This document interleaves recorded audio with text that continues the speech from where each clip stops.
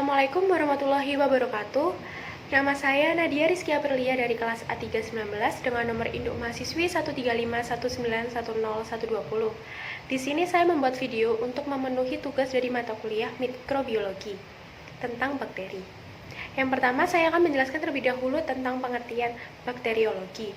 Bakteriologi merupakan ilmu yang mempelajari tentang kehidupan dan klasifikasi sel bakteri, struktur anatomi sel bakteri, cara kerja sel bakteri, interaksi antar sel bakteri, dan pengaruh perubahan lingkungan terhadap sel bakteri. Bakteriologi juga biasa dikatakan sebagai biologi bakteri. Struktur sel bakteri. Yang pertama, membran sel. Membran sel terdiri dari protein dan lemak. Membran sel bersifat semi-permeabel. Membran sel berfungsi untuk mengatur keluar masuknya zat dalam sel. Yang kedua, sitoplasma. Sitoplasma berfungsi untuk tempat berlangsungnya reaksi metabolik. Yang ketiga, nukleoid. Nukleoid berfungsi untuk mengontrol sintetis protein dan pembawaan sifat. Yang keempat, flagella. Flagella berfungsi untuk bergerak. Yang kelima, ribosom. Ribosom terdiri dari protein dan RNA yang berfungsi sebagai tempat berlangsungnya sintetis protein. Yang keenam, mesosom. Mesosom terdiri dari membran sel yang tidak membentuk lipatan, yang berfungsi untuk tempat pemisahan dua molekul DNA dan berperan terhadap terbentuknya dinding sel baru antar sel anak.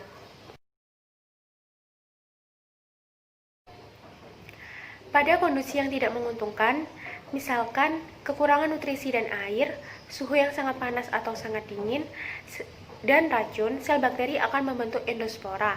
Misalkan pada bakteri Clostridium dan Bacillus. Selanjutnya yaitu perbandingan sel eukariot dan prokariot. Untuk yang pertama, struktur sel organel pada eukariot, segala tipe selalu ada, sedangkan prokariot tidak ada. Selanjutnya yaitu nukleus. Untuk eukariot memiliki membran nukleus dan gelendong aparat.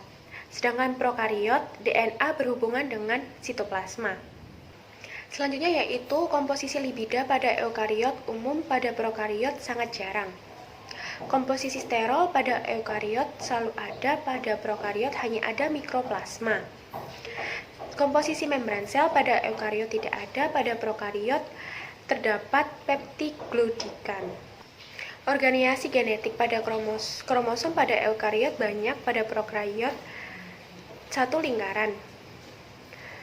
Diploid pada eukariot biasanya diploid, dan pada prokariot tidak ada.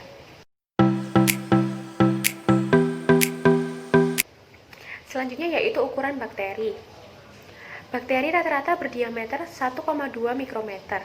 Bakteri terkecil yang bernama Dialister pneumosintes dengan panjang tubuh 0,15 sampai 0,30 mikrometer. Sedangkan bakteri yang terbesar yang bernama Spirillum voluntans dengan panjang tubuh 13 sampai 15 mikrometer. Bakteri mikroskopis artinya bakteri yang dapat diukur menggunakan mikroskop.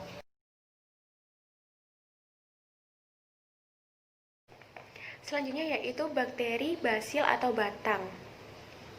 Terbagi menjadi tiga, yaitu monobasil, diplobasil, dan streptobasil. Bakteri monobasil yaitu bakteri yang berbentuk satu batang tunggal. Misalnya pada bakteri Salmonella typhus atau penyebab penyakit tipus dan bakteri Escherichia coli. Bakteri diplobasil yaitu bakteri yang bergandengan dua-dua.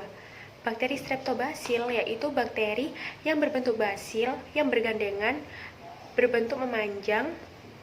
Misalnya pada bakteri Bacillus anthracis atau penyebab penyakit antraks. Bakteri monococcus yaitu bakteri yang berbentuk bola tunggal. Bakteri diplococcus yaitu bakteri yang berbentuk bola bergandengan dua-dua.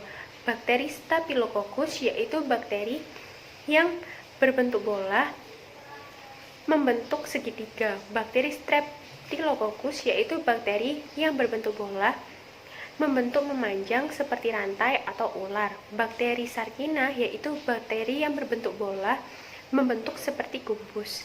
Bakteri Tetracoccus yaitu bakteri yang berbentuk bola yang membentuk seperti bidang datar, yaitu bola berjajar 4. Bakteri spiral yaitu golongan bakteri yang berbentuk seperti spiral, misalnya Spirillum. Bakteri Vibrio yaitu golongan bakteri yang berbentuk spiral tak sempurna, misalnya Vibrio cholerae atau penyebab penyakit kolera. Bakteri Spiroseta yaitu golongan bakteri yang berbentuk spiral bergerak, misalnya Spiroseta pollida. Perkembangbiakan bakteri. Bakteri berkembang biak dengan cara rekomendasi genetik dan membelah diri. Rekomendasi genetik yaitu pemindahan secara langsung bahan genetik atau DNA pada 2 sel bakteri.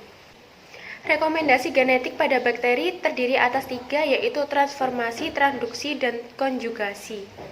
Transformasi yaitu perpindahan sel genetik berupa DNA dari satu sel bakteri ke sel bakteri yang lain.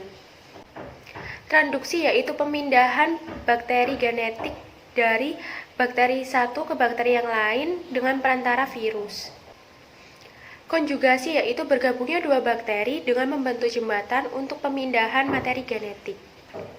Sedangkan pengertian dari pembelahan diri secara langsung atau biner yaitu sel bakteri membelah menjadi 2 sel anakan, di mana sel anakan yang dihasilkan bersifat sama seperti sel induknya. Monotrik yaitu bakteri yang memiliki satu flagel pada satu ujungnya. Lopotrik yaitu bakteri yang memiliki lebih dari satu flagel pada satu ujungnya. Amfitrik yaitu bakteri yang pada kedua ujungnya memiliki satu flagel. Sedangkan petitrik yaitu bakteri yang memiliki flagel pada seluruh permukaan tubuhnya. Ada pula mekanisme bakteri untuk menimbulkan penyakit, yaitu invasi dan toksigenitas. Invasi merupakan kemampuan bakteri untuk menyerang dan menyebar, sedangkan toksigenitas yaitu kemampuan bakteri untuk membentuk toksin.